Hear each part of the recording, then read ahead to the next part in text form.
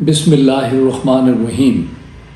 محترم ناظرین و سامعین، ہم آپ کی خدمت میں اسپیسیفک ریلیف ایکٹ 1877 کے سیکشن 42 جو ڈیکلریٹری سوٹ سے متعلق ہے کچھ گفتگو کرنا چاہتے ہیں۔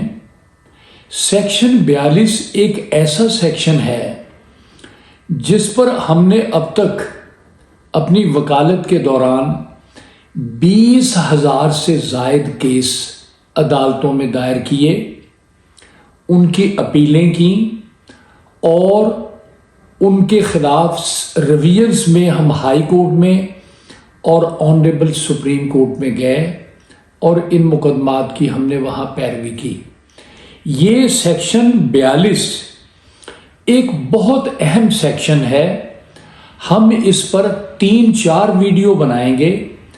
آج ہمارے اس پروگرام کی پہلی ویڈیو پارٹ 1 ہے جو ہم آپ کی خدمت میں پیش کر رہے ہیں۔ یہ ایک ڈسکریشنری ڈگری ہے، discretion of court as to declaration of status, right اور کریکٹر، ڈٹرمینیشن آف کریکٹر، ان چیزوں کے بارے میں ہے۔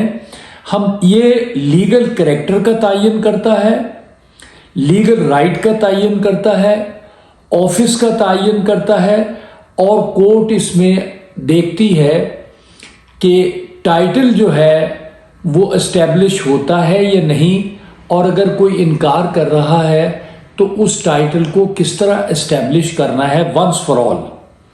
اس میں عدالت کے اختیارات بھی محدود ہوتے ہیں، لیکن عدالت مجاز اس پر اپنا فیصلہ جو ہے وہ استقرار حق کی صورت میں ڈکلیئر کرتی ہے اور یہ واضح کرتی ہے کہ کون اس ٹائٹل کے تحت کس پراپرٹی کا حقدار ہے، کس رائٹ کا حقدار ہے۔ ہم نے دیکھا کہ دفعہ 42 کا مقصد کسی بندے کے ٹائٹل کو مضبوط کرنا یا اسے دوام بخشنا ہے۔ اگر کوئی شخص کسی کی ملکیت کو ڈینائی کر رہا ہے تو ڈیکلریشن لے کر استقرار حق کے ذریعے اس ٹائٹل کو مضبوط کیا جا سکتا ہے۔ اس دفعہ کے تحت کسی بھی ایسے شخص کو جو ملکیت سے انکار کر رہا ہے مجبور کیا جا سکتا ہے، خاموش کیا جا سکتا ہے عدالت سے ڈیکلریشن لے کر کہ نہیں تم غلط کہہ رہے ہو، یہ بندہ اس پراپرٹی کا ونس فار آل مالک ہے۔ اور اس قسم کے مقدمے کا بنیادی مقصد یہ ہے کہ ملٹیپلسٹی آف لیٹیگیشن کو ختم کیا جائے، کسی بندے کی ملکیت کو جو ایسرٹ کر رہا ہے اس کو دوام بخش دیا جائے۔ جب کوئی شخص یہ ریلیف لینے کے لیے کورٹ میں جاتا ہے تو کہتے ہیں کہ ڈیکلریشن کے ساتھ پوزیشن لیا جائے، یا ڈیکلریشن کے ساتھ جو اور چیز وہ چاہتا ہے وہ لے اور تمام ریلیف لے۔ اگر صرف ڈیکلریشن لیا جاتا ہے تو پھر اس کو ایگزیکیوٹ کرانا سم ٹائم بہت مشکل ہوتا ہے۔ چونکہ ابتدا میں یہ پراپرٹی سے ہی متعلقہ ڈیکلریشن ہوتے تھے، لیکن 1 صدی گزرنے کے بعد قانون میں بہت ساری ڈیولپمنٹس ہوئی، ڈیولپمنٹس آف جورسڈکشن ہوئی، اور مختلف قسم کے ریلیفز نے جنم لیا۔ تو ہم دیکھتے ہیں کہ اب رائٹ ٹو پرائیویسی ہے، رائٹ ٹو بزنس ہے، رائٹ ٹو انفارمیشن ہے، رائٹ آف آفس ہے، رائٹ ٹو ورشپ ہے، اور یہ سارے ویل سیٹلڈ پرنسپل ہیں جو تمام کے تمام وقت کے ساتھ اب سامنے آ رہے ہیں۔ ان پر کسی معاملے میں بھی عدالت میں استقرار حق کا دعویٰ کر کے اپنے حق کو تسلیم کروایا جا سکتا ہے۔ اس سلسلے میں ہمارے کانسٹیٹیوشن کا جو آرٹیکل ہے وہ 4 ہے، جو رائٹ کو کسی بندے کے اس کو وہ ان اکارڈنس ود لا تسلیم کرتا ہے۔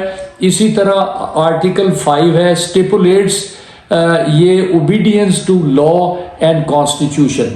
یہ ڈیکلریشن جو ہے یہ ایفیکٹ ہوتا ہے ان بندوں پر جو کسی کے حق کو تسلیم نہیں کرتے۔ اس میں سیکشن 11 CPC بھی انوالو ہے۔ تو ڈیکلیریشن کے سوٹس یا دعوی استقرار حق و حکم امتناعی دوامی و تاکیدی، پرماننٹ اور مینڈیٹری انجنکشن، وہ بھی رائٹ کے زمرے میں آتے ہیں۔ اس کو روکا نہیں جا سکتا۔ کسی افسر، کوئی اگر افسر فیصلہ کرتا ہے یا کوئی ایگزیکٹو آفیسر ڈیسیژن دیتا ہے تو اس کو ڈیکلیریشن سے ہم چیلنج نہیں کریں گے، کیونکہ اس کے لیے اپیل کی ایک علیحدہ ریمیڈی اویلیبل ہے، لہذا وہاں اس کو اسیل کیا جا سکتا ہے۔ اس کے لیے PLD 2012 بلوچستان پیج 154 اور یہ DB ججمنٹ ہے۔ ریمیڈی ہے کسی فیصلے جو ایگزیکٹو کرتا ہے اس کی ریمیڈی اپیل ہے یا ریویژن ہے، اس کے لیے لمیٹیشن بھی ہے سیکشن 42 کے لیے۔